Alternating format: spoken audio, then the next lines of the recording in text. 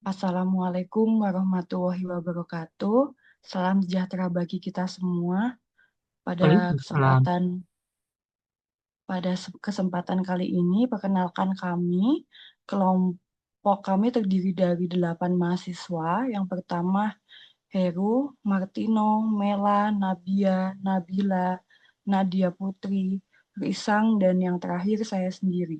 Dalam kesempatan kali ini kita akan memaparkan analisis laporan keberlanjutan 2024 pada PT Bukit Asam. Next. Dalam pemaparan kali ini ada 4 topik yang akan kita sampaikan. Yang pertama adalah profil perusahaan, yang kedua adalah disclose global reporting inisiatif, yang ketiga evaluasi global reporting inisiatif, yang terakhir adalah saran. Next. Profil PT Bukit Asam. PT Bukit Asam Tbk adalah salah satu perusahaan energi terbesar di Indonesia yang bergerak di industri pertambangan batu bara dan kegiatan terkait energi. Perusahaan ini merupakan badan usaha milik negara atau BUMN. Mulai beroperasi sejak awal abad ke-20, Bukit Asam terus berkembang menjadi perusahaan energi dengan fokus pada inovasi, keberlanjutan, dan nilai tambah bagi pemangku kepentingan. Visi perusahaan adalah menjadi perusahaan energi kelas dunia yang peduli terhadap lingkungan. Next, selanjutnya akan dipaparkan oleh teman saya. Silahkan. Baik, terima kasih atas kesempatannya. Jadi, pada slide ini sudah ditampilkan terkait gambaran umum standar GRI yang diungkapkan oleh PT Bukit Asam dalam Sustainability Report-nya. Jadi, secara umum, pengungkapan GRI PTBA ini terbagi menjadi 4 kelompok utama, yaitu umum dan tata kelola, kemudian eh, lingkungan, sosial, dan ekonomi dan anti korupsi. Untuk slide berikutnya akan membahas masing-masing standar GRI tersebut secara lebih rinci, termasuk isu utama pelaksanaan oleh perusahaan serta kesesuaiannya. Nah, pada slide next, slide umum dan tata kelola. Yang pertama adalah JRI 2 terkait pengungkapan umum. Jadi untuk isu utamanya yaitu transparansi identitas, struktur grup dan pemegang saham, kemudian ada prinsip laporan, kanal akses, dan assurance independen. Nah, untuk pelaksanaannya sendiri, bagian identitas terdapat pada bagian identitas dan informasi umum perusahaan, di mana Mining Industri Indonesia atau Mine ID yang merupakan induk dari PTBA. Nah, di sana juga diungkapkan untuk komposisi kepemilikan saham. Jadi lengkap dengan persentase dan jumlah lembarnya. Jadi kepemilikan saham ini paling besar itu dipegang oleh PT Indonesia Asahan Aluminium sebesar 65,93%. Kemudian PTBA juga memiliki prinsip terkait pelaporan yang diungkapkan di GRI 2 ini. Nah, contohnya lingkup dan batasan laporan. Nah, ini mencangkup seluruh kegiatan operasional PTBA baik pada kinerja aspek ekonomi, sosial, dan lingkungan, beserta dampak yang ditimbulkan berdasarkan ruang lingkup untuk masa pelaporan 2024. Kemudian untuk periode pelaporan juga em, mencangkup prinsip dari pelaporan tersebut. Kemudian ada juga pernyataan kembali informasi. Jadi apabila terdapat pernyataan ulang informasi yang diberikan dalam laporan sebelumnya, disajikan kembali. Nah, kemudian untuk akses informasi atas laporan keberlanjutannya, di mana kanal dan akses laporan dan kontak korseknya juga dijabarkan.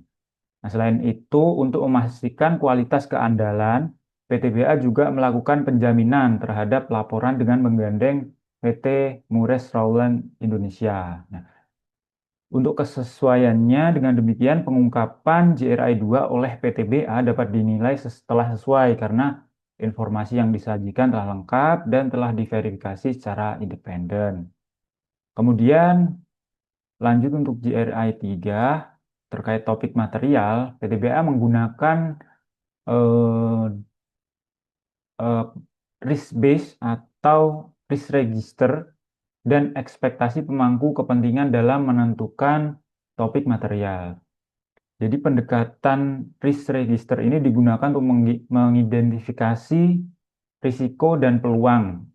Adapun untuk keterlibatan pemangku kepentingan dalam menentukan topik material dilakukan untuk memahami ekspektasi mereka terkait suatu topik atau isu. Jadi kedua pendekatan ini itu sebagai upaya penerapan konsep double materiality dalam penentuan topik material. Jadi dengan konsep ini nanti PTBA bersama dengan seluruh anggota holding bisa mempertimbangkan dampak langsung dan tidak langsung dari kegiatan operasionalnya. Selain itu, PTBA juga menerapkan Mind ID Sustainability Pathway yang dipetakan dalam 6 pilar dan 27 topik, meliputi lingkungan dan perubahan iklim yang pertama, yang kedua smart operation dan tata kelola produk, yang ketiga SDM, yang keempat masyarakat, yang kelima perkembangan ekonomi, dan yang keenam tata kelola. Nah, untuk pengelolaan tiap topiknya ini diuraikan per bab dan per pilar. Contohnya, untuk pilar yang keenam, tata kelola, membahas 4 topik, yaitu leadership dan decision making. Yang kedua, transparency dan accountability. Yang ketiga, business ethics dan compliance. Dan yang keempat, risk management. Nah, oleh karena itu, penerapan GRI 3 oleh PTBA juga dapat dinilai sesuai karena proses materialitas dilakukan secara jelas, sistematis, dan terdokumentasi. Jadi secara keseluruhan pada aspek umum dan tata kelola ini, PTBA telah menunjukkan tingkat transparansi dan pengelolaan keberlanjutan yang baik sesuai standar GRI. Untuk selanjutnya akan dijelaskan oleh rekan saya. Terima kasih. Baik, terima kasih. Izin pada kesempatan ini saya akan memaparkan aspek lingkungan berdasarkan standar GRI serta implementasinya di PT Bukit Asam. Di sini terdapat 4 aspek utama, yaitu energi, air, efluen, dan biodiversitas serta emisi. Yang pertama yaitu pada aspek energi. Nah, di sini pada tahun 2024, konsumsi solar di PTBA tercatat sebanyak 359.000 kiloliter dan juga listriknya mencapai 14 juta kilowatt hour. Nah, di sini juga PTBA juga telah mengimplementasikan ISO 50001 dan telah melakukan elektrifikasi peralatan. Artinya di sini perusahaan telah melakukan tujuan bahwa efisiensi energi menjadi fokus utama perusahaan. Kemudian yang fokus kedua yaitu terkait air dan juga efluen. Nah, di sini perusahaan telah mengelola air asam tambang dengan metode aktif dan juga pasif serta menjaga kualitas efluen agar sesuai dengan standar yang telah ditetapkan. Parameter yang digunakan seperti kadar pH, kemudian TSS juga berada dalam batas yang sesuai. Ini menunjukkan juga bahwa komitmen dari perusahaan dalam menjaga kualitas air dan juga meminimalkan dampak lingkungan.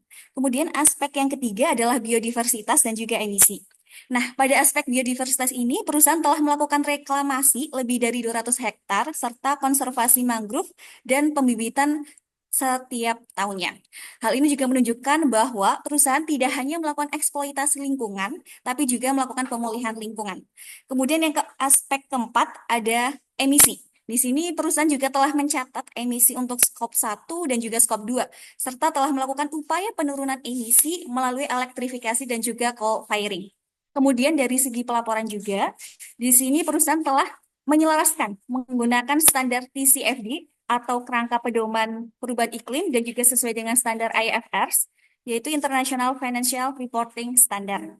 Nah, apabila kita lihat dari 4 aspek ini, bisa kita ambil kesimpulan bahwa telah sesuai dengan standar GRI. Hal ini juga menunjukkan bahwa komitmen perusahaan juga berpusat kepada keberlanjutan lingkungan. Untuk aspek berikutnya akan dijelaskan oleh rekan saya. Baik, saya akan melanjutkan pada halaman 9. Pertama, aspek sosial. Oh, Mas, Itu ada, Mas Heru masih aku duluan. ayo, lanjut ya. Ya. Baiklah, Lanjut. selanjutnya untuk masih di bagian lingkungan, yaitu ada 3 poin GRI. Yang pertama itu GRI 305, yaitu terkait emisi udara non-GRK. Pada PT RBA di tahun 2024 sudah dilaporkan untuk emisi udaranya untuk NOx ada 20,59 ton, lalu ada XOX sebanyak 8,41 ton, CO sebanyak 37,95 ton, dan PM sebanyak 2,19 ton. Nah, hasil emisi udara tersebut telah dilaporkan sebagai hasil pemantauan dan patuh patuh baku mutu, serta telah dilaksanakan penggantian refrigeran dengan mengurangi ODS sebanyak lebih kurang 117 ton CO2 ekuivalen. Lalu selanjutnya itu GRI 306, yaitu terkait limbah. Di dalam report sustainability tahun 2024, PTBA telah melaporkan jumlah limbah yang mereka hasilkan dan tidak terdapat tumpahan yang signifikan. Lalu selanjutnya di GRI 201 terkait risiko iklim. Ini pada PTBA risiko iklim telah dipetakan melalui fisik dan transisi. Lalu langkah adaptasi yang telah dilakukan oleh PTBA itu penguatan tata air tambang, efisiensi, elektrifikasi, energi terbarukan, serta integrasi pelaporan TCFD atau IFRS S2 di roadmap ESG. Dari 3 GRI tersebut semuanya telah sesuai dilakukan oleh PTBA. Selanjutnya itu akan dilanjutkan oleh rekan saya. Baik, terima kasih. Berikut saya akan menjelaskan mengenai sosial berdasarkan indikator GRI yang mencakup aspek kesehatan dan keselamatan kerja, ketenaga kerjaan, serta keberagaman dan non-diskriminasi. Data ini menunjukkan profil perusahaan yang fokus pada pengelolaan SMK ISO 45001 dan pengembangan SDM.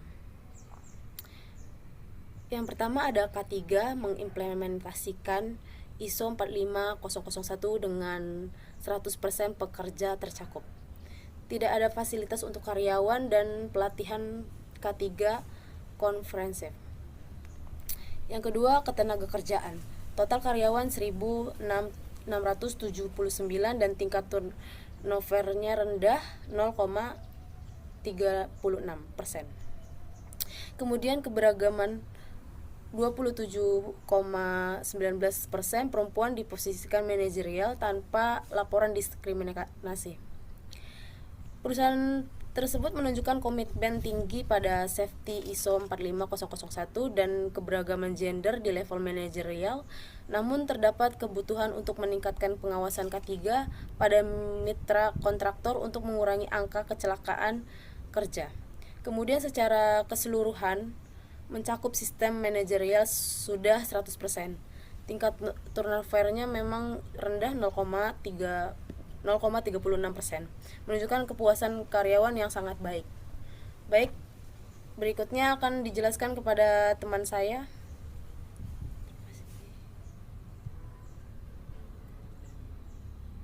Di sini akan saya menjelaskan dari segi akses GRI sosial ya. Dengan kode GRI 410 garis miring 411 garis miring 412 garis miring 413 tentang hak asasi manusia dan masyarakat. Nah, di sini PTBA berkomitmen menjalankan kegiatan operasional yang menghormati dan melindungi hak asasi manusia serta memberikan manfaat nyata bagi masyarakat sekitar. Komitmen ini diwujudkan melalui penerapan proses due diligence HAM pada seluruh tambang. Sepanjang proses periode pelaporan, seluruh wilayah operasional telah melalui proses penilaian HAM secara menyeluruh dan tidak terdapat insiden yang berkaitan dengan pelanggaran HAM. Sebagai bagian dari tanggung jawab sosial, PIBA secara aktif melaksanakan program tanggung jawab lingkungan atau dalam PJSL dengan realisasi anggaran sebesar 70,6,8 miliar. Program ini difokuskan pada pengembangan usaha mikro dan kecil, meningkatkan akses pendidikan, pelayanan kesehatan masyarakat, serta pembangunan infrastruktur pendukung kesejahteraan masyarakat. Selain itu, perusahaan juga menyediakan mekanisme pengaduan publik yang dapat diakses oleh masyarakat dan pemangku kepentingan untuk memastikan transparansi serta respon yang cepat setiap keluhan yang disampaikan. Berikutnya itu terkait privasi dan produk atau GRI 416/417/18. PIBA juga memastikan bahwa produk dan layanan yang dihasilkan memenuhi standar keselamatan dan kualitas yang berlaku. Selama periode pelaporan, tidak ada terdapat kasus pelanggaran privasi pelanggan maupun penarikan produk akibat ketidaksesuaian standar kualitas. Untuk menjaga mutu dan keandalan pengujian produk, perusahaan mengoperasikan laboratorium yang telah tersertifikasi sesuai dengan standar ISO IEC 17025. Sertifikasi ini menjamin bahwa proses pengujian dilakukan secara akurat dan dapat dipertanggungjawabkan. Selain itu, perusahaan juga aktif melakukan komunikasi kepada masyarakat terkait potensi risiko lingkungan, termasuk risiko debu, melalui berbagai kanal komunikasi publik. Upaya ini merupakan bentuk transparansi perusahaan sekaligus langkah preventif untuk melindungi kesehatan masyarakat di sekitar wilayah operasional. Halaman berikut terkait dengan kinerja ekonomi atau GRI 201/10/1. PIBA menunjukkan kinerja ekonomi yang solid sebagai bentuk kontribusi terhadap pertumbuhan ekonomi nasional dan penciptaan nilai bagi pemangku kepentingan dalam sini negara dan pemegang saham. Selama periode pelaporan, perusahaan berhasil mencatatkan pendapatan sebesar 42,76 triliun dengan laba berjalan sebesar 5,14 triliun, dan data ini bisa kita cocokkan pada laporan keuangan yang telah terdaftar pada OJK atau Bursa Efek Indonesia. Perusahaan juga memastikan transparansi dalam bentuk pelaporan nilai ekonomi yang dihasilkan berupa keuntungan dan didistribusikan dalam bentuk dividen dan laba ditahan. Nilai ekonomi tersebut didistribusikan melalui pembayaran kepada pemerintah, pemegang saham, karyawan, serta pengembangan masyarakat. Pendekatan ini mencerminkan komitmen perusahaan dalam menjamin keberlanjutan usaha dan seimbang antara kinerja finansial dan tanggung jawab sosial. Berikut GRI 207 titik 1 sampai dengan 4 perpajakan. PIBA menerapkan tata kelola perpajakan yang mengedepankan prinsip kepatuhan, transparansi, dan akuntabilitas. Seluruh aktivitas operasional perusahaan terpusat di Indonesia, sehingga kontribusi perpajakan secara langsung mendukung penerimaan negara. Sepanjang periode pelaporan, perusahaan membayarkan pajak sebesar 2,26 triliun, serta kontribusi penerimaan negara bukan pajak sebesar 7,18 triliun, sehingga kontribusinya sebesar 9,44 triliun. Perusahaan juga menjalin koordinasi aktif dengan DJP guna memastikan kepatuhan di bidang perpajakan selama periode pelaporan dan tidak mendapat pelanggaran yang signifikan. Berikutnya, GRI 204/2308/14 mengenai rantai pasok. Dalam mendukung praktik bisnis yang bertanggung jawab, PIBA menerapkan pengadaan berbasis elektronik atau e-procurement. Untuk meningkatkan transparansi dan efisiensi pengadaan barang dan jasa, perusahaan juga memprioritaskan penggunaan pemasok lokal nasional sebagai daya pendukung ekonomi daerah. Pada periode laporan, perusahaan bekerjasama dengan 374 pemasok yang merupakan pemasok lokal. Selain itu, juga perusahaan mendorong peningkatan TKDN, tingkat komponen dalam negeri, serta upaya pengurangan jejak karbon dalam rantai pasok sebagai bagian strategi keberlanjutan.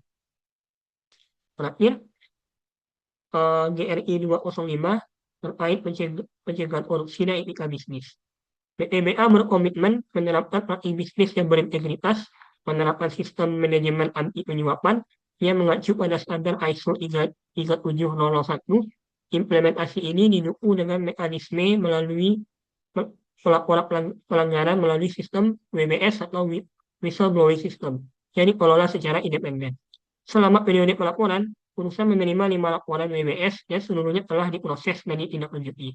Tidak terdapat kasus korupsi yang terbukti, perusahaan juga aktif melakukan sosialisasi dan pelatihan anti korupsi kepada seluruh insan perusahaan, termasuk anggota Dewan Komisaris Direksi guna memperkuat budaya integritas dan kepatuhan dalam setiap aktivitas bisnis.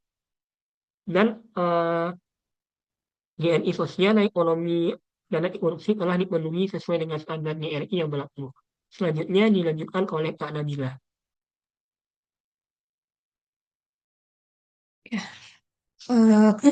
Oke, berdasarkan hasil analisis yang telah dipaparkan sebelumnya, berikut beberapa saran yang dapat dipertimbangkan oleh Bukit Asam, yaitu salah satunya adalah aspek energi atau GRI 302, yaitu melakukan penambahan presentasi energi terbarukan, yaitu keterangan beberapa presentasi dari total konsumsi. Lalu ada tampilan tren intensitas energi per ton batu bara antar tahun. Lalu menyertakan target efisiensi energi jangka menengah. Lalu ada untuk yang kedua aspek air dan efluen, yaitu nomor GRI 303, yaitu menampilkan peta stres air atau water stress untuk tiap lokasi penambangan yang dilakukan. Lalu ada menambahkan target intensitas konsumsi air dan berapa ton batu bara yang akan dilakukan. Lalu yang ketiga itu mengungkapkan presentasi reuse and recycle air tambang. Nah, lalu untuk aspek biodiversitas itu untuk nomor 304, salah satunya ada menetapkan target no net loss atau net positive impact NPL untuk biodiversitas, lalu mempublikasikan survival rate tanam reklamasi per tahun yang dilakukan oleh perusahaan, menampilkan indikator hasil konservasi yang berarti bukan hanya menampilkan amount, jumlah bibit, atau luas tanam yang dilakukan. Lalu aspek emisi GRK atau nomor GRI 305, itu ada perluasan kategori skop 3 batu bara oleh pelanggan. Lalu ada menetapkan target SBTI, Science Based, jangka menengah untuk aspek emisi GRK.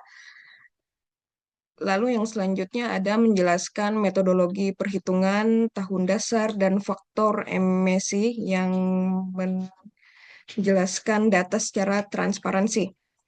Lalu untuk aspek emisi non-GRK, yaitu nomor GRI 305-6-7, yaitu mengungkapkan metode perhitungan, menampilkan cakupan titik pantau, dan menambahkan tren 3 tahun untuk melihat perbaikan kualitas udara yang dilakukan oleh perusahaan. Next slide.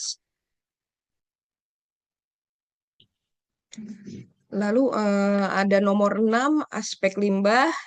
Nomor GRI 306 menetapkan target diversion rate atau pengalihan limbah dari landfill, menampilkan intensitas limbah ton atau batu bara, menambahkan nilai ekonomi circularity, misal itu maksudnya pendapatan scrap metal atau rubber, mempublikasikan rencana pengurangan limbah B3 secara jangka panjang.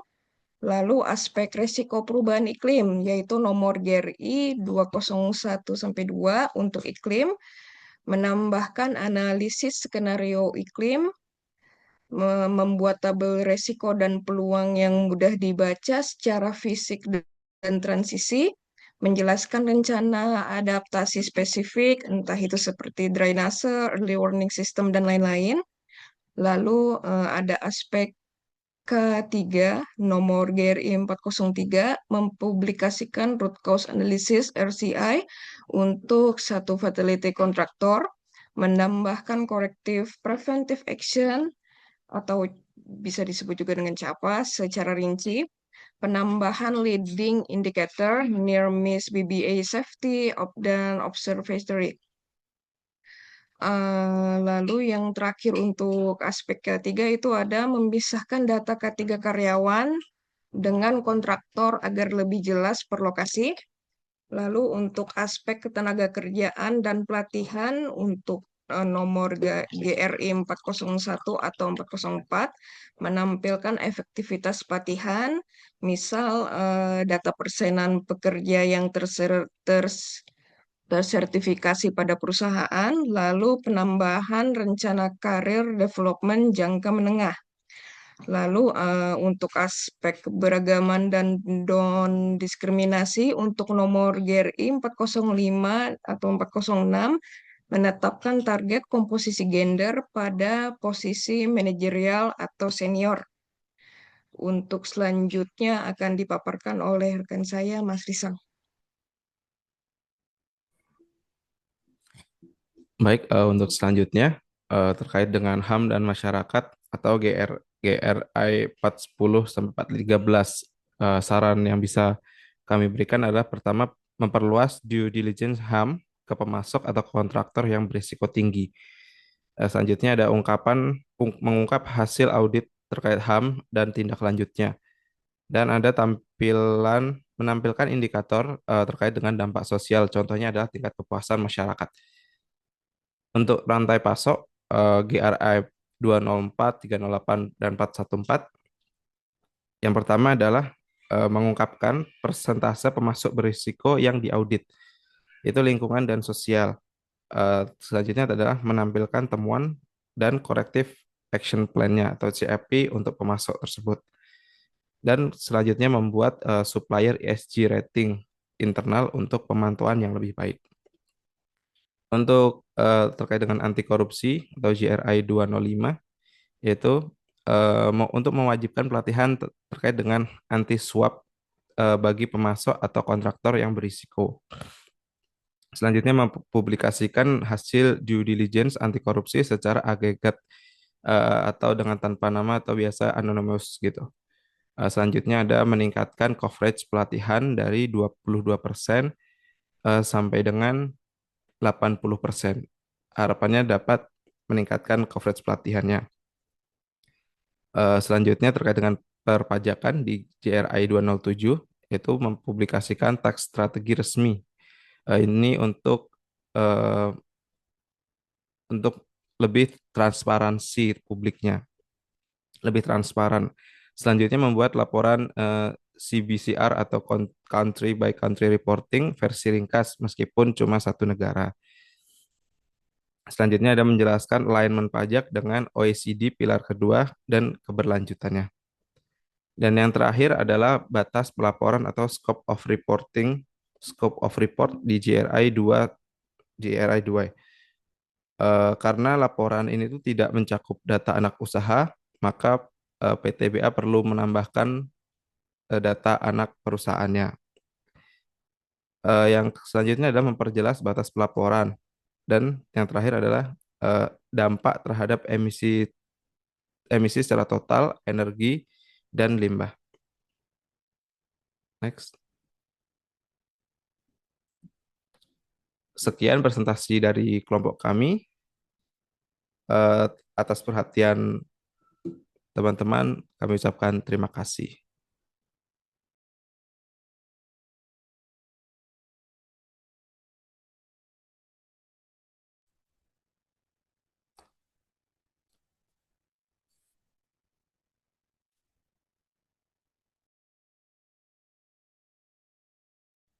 Terima kasih.